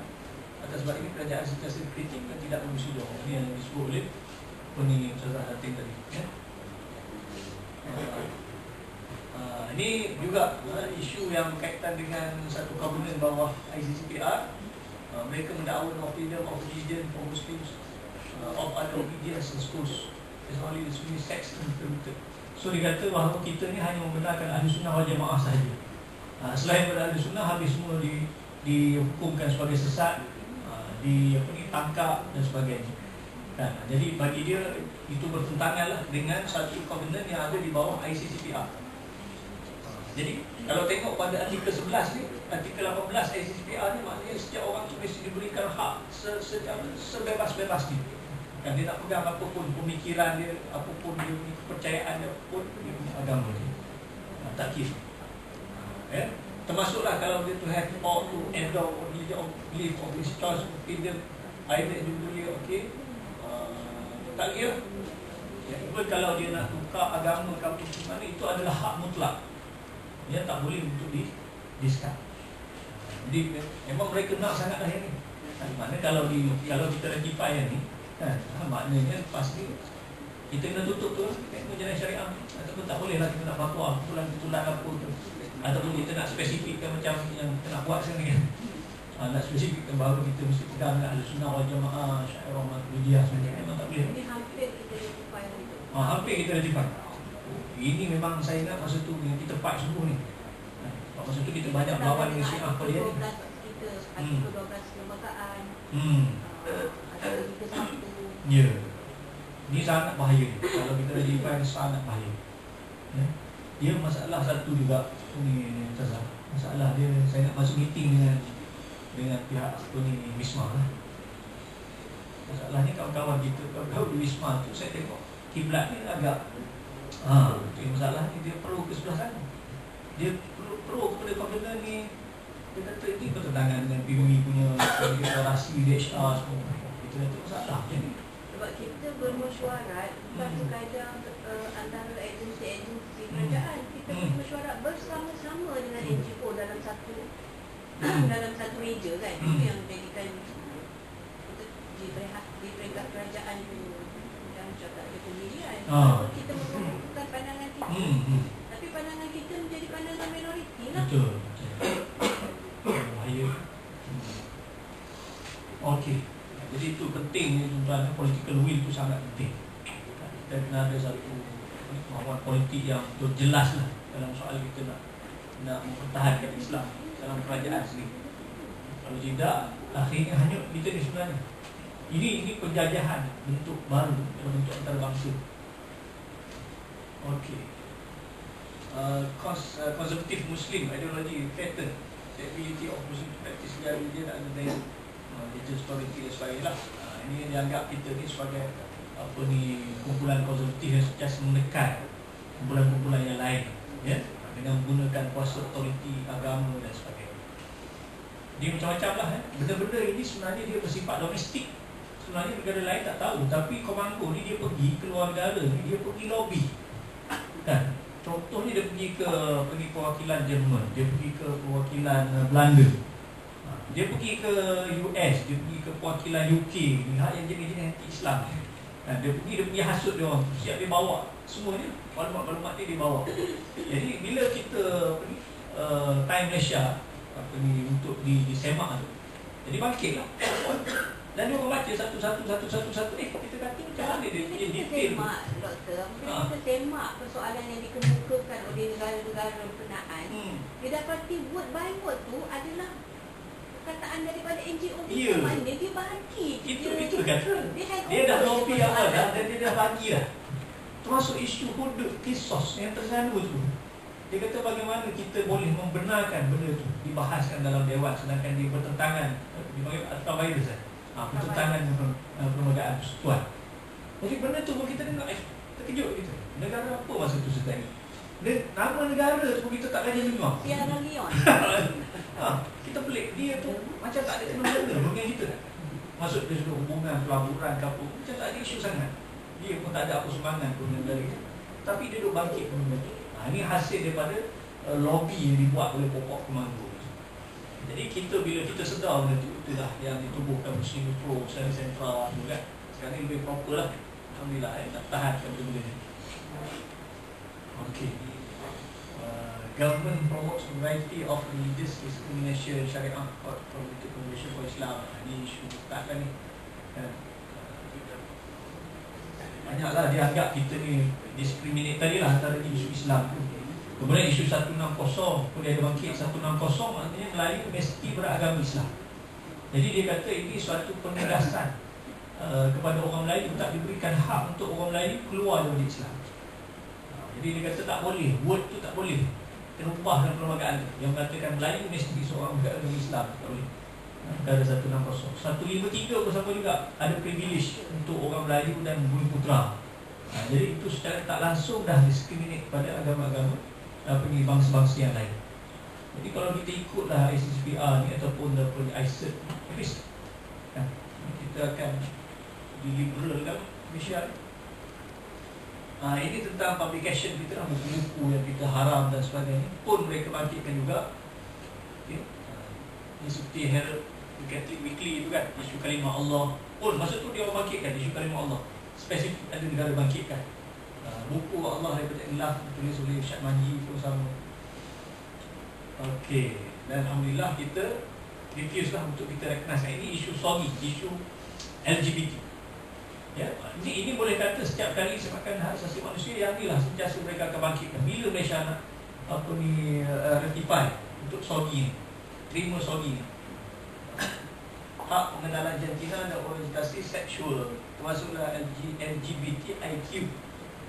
I tu dia, lesbian, gay, bisexual, transsexual, queer person. I tu apa? Intersex. Intersex. Ni dua-dua, dia main dua-dua ni. Dahsyat. Queer person ni yang jenis pelik sikit lah. Kepelikan seksual, termasuklah dia main dengan haiwan apa semua. Jadi itu dianggap sebagai hak asasi. Itu saya kata, tak ada pasal pula haiwan jadi mangsa. Nak mengangkat hak asasi dia orang ni yang kalau baru. Juga penghapusan Seksyen 377 Kanun Keseksaan yang menjadikan seks sonsam termasuk liwat sebagai jenayah yang boleh dihukum. Ini pun diminta untuk dimansuhkan. Yang ni masih ada lagi kan? Yang liwat masih ada kan? Masih ada lagi. Okey lah ya. Ini yang dicabar di kes Bukit Putra lah. Bukit Putra. Okey, kemudian ini beberapa contoh lah masa pun nak habis. Hukuman sebat telah mendapat bantahan dari Syekhul Islam. Ini isu Katina tu, Katika. Okey. Dia bantah ni masalahnya sampai dia bantah hukum Islam tu sendiri. Kan? Itu yang menjadi problem tu. Sedangkan hukum sebat tu memang ada kan. Pada ibu hukum sama dah. Okey.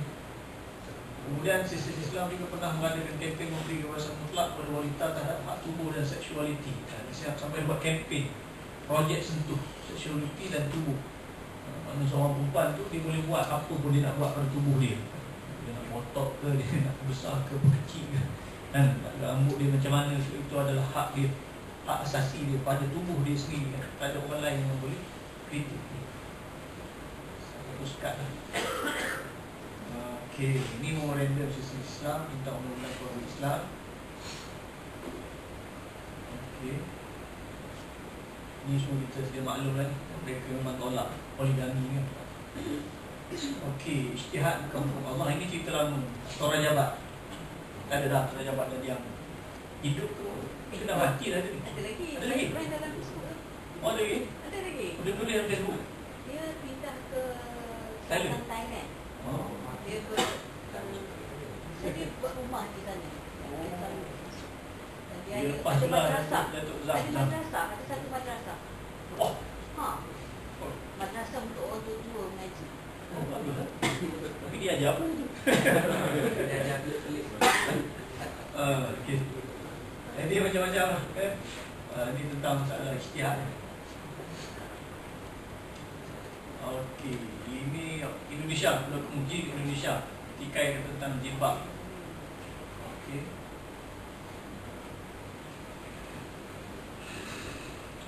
Saya tunjuk je lah. Ini Nazlina. Dia ni pakai tudung, tapi masalahnya dia kata it is in your heart. Kan? You can't say that just because a Muslim is not wearing a tudung, she's not a good Muslim, it is between her and God. Nanti masalah dia kan. Maksudnya kita tak boleh lah kata bila orang tak pakai tudung tu dia not religious, tak boleh hukum. Kita pun tak hukum, tapi kita nak kata betul-betul salah lah. Kan? Dari sudut hukum ni salah. Kita kata dah, hukum taklifi tu kata gitu kan. Wajib pakai tudung. Okey, doa bersama bukan Islam. Ini budaya di Indonesia dah biasa dah macam ni. Tapi budaya ni nak cuba dibawa masuk ke Malaysia. Okay, Alhamdulillah lah, kita sekat lagi lah. Tapi ada juga berlaku. Kadang-kadang terlepas juga. Pernah dulu masa Datuk Seri Najib jadi TPM dan dia pemangku sekejap. Masa TPM pemangku saya tanya. Jadi dia tanyalah pandangan itu doa bersama ni nak merdeka ke. Masa tu Datuk Wan jadi gitu. Alhamdulillah Datuk Wan tegaslah, kata tak boleh. Kita dah ada fatwa tak membenarkan doa bersama. Bukan kata doa bersama, untuk kita sebagai Muslim menganjurkan orang Islam berdoa pun tak boleh.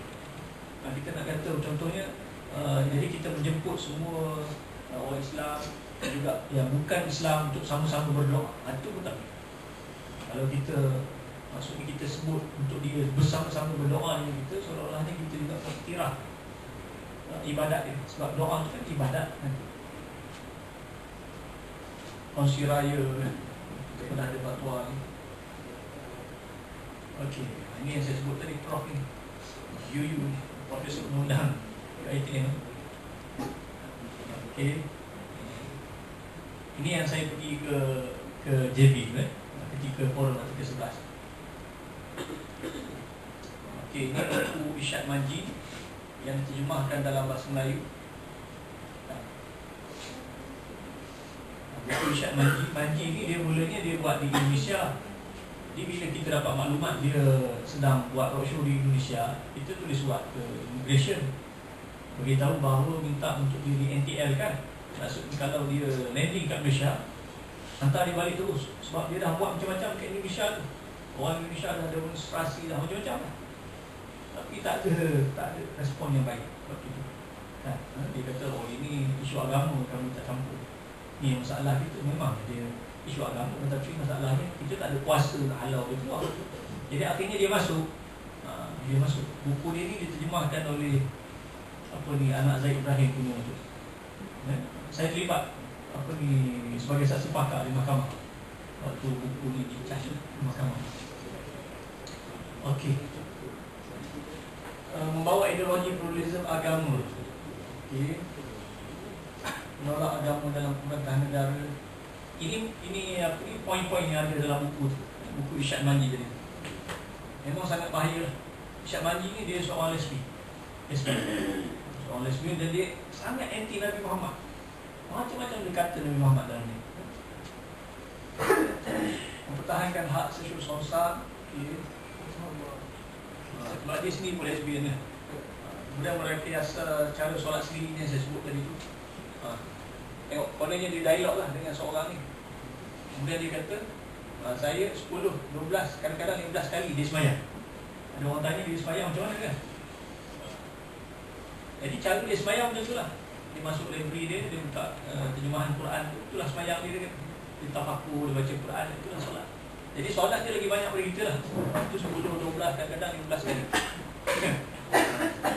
Cara solat dia. Mengaku telah menandatangani petition manifesto untuk menyokong sekularisme yang kebanyakan dia dianggotai oleh penganut etis lain bersama Rushdie dan Al-Musaadi antara kami. Sebut dengan jelas sekarang berdepan dengan ancaman totalitarian sejagat yang baru Islamism. Ini adalah fokus dia. Ini yang paling bahaya sekali dia kata sekarang ni. Perjuangan dia sekarang ni ialah untuk melawan Islamism. Okey lah, ini contoh-contoh yang ada dalam media sosial lah. Pokok liberal, banyak adli terjadi lah. Dia kata yang menghina Islam. Dia lama dah tu, yang baru banyak lagi. Allah bagi sampai tahap macam tu je. Jadi sebab tu kita kata orang ni dah melampau, dia bukan Mu'tazilah lah ni. Ni dah beyond Mu'tazilah. Saya kata dia zindik dah. Untuk Allah, untuk Nabi dah. Mengaku agnostik.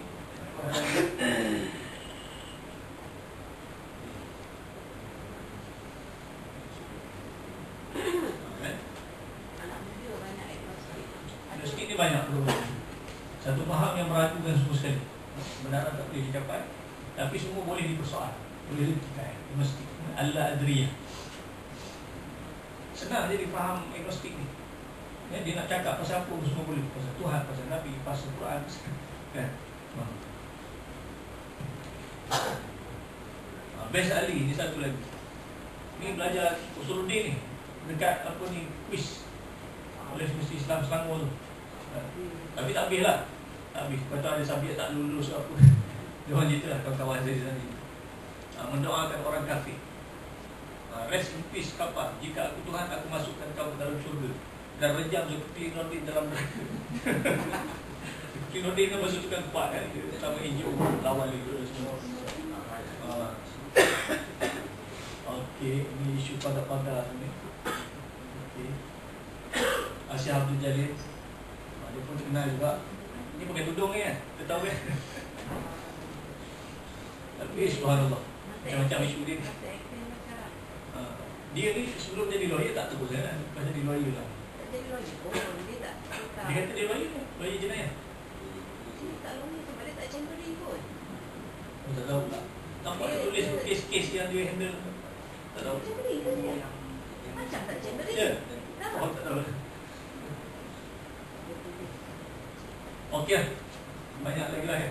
Okey, fatwa kita dah sedia maklum. Tahun 2006 ada fatwa khusus Ini yang sediakan paper ni Ustazah Hadatin Mulia lah. Iaitu tentang pemikiran Islam liberal adalah sesat dan menyeleweng daripada syariat Islam. Kemudian Selangor pula spesifik ke lain, sisters Islam. Itu yang melawan pula dengan sistem Islam tu. Tapi menang pula dia orang. Itu masalah. Okey lah, itulah sedikit sebanyak yang boleh kita kongsikan.